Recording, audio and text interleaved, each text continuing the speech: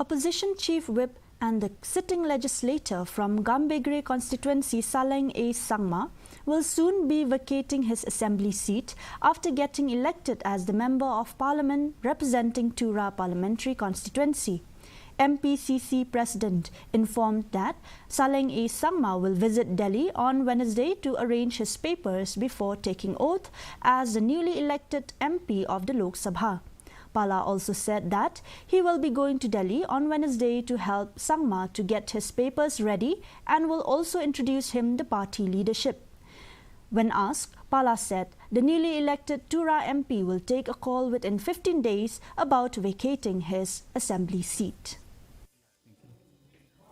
Tomorrow I'll go to Delhi with Saleng because I have to help him to get his all papers, and I've introduced him to the party, and then I'll come back here.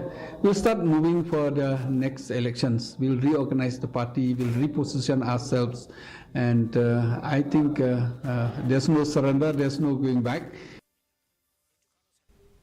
St. Joseph's Academy of Nursing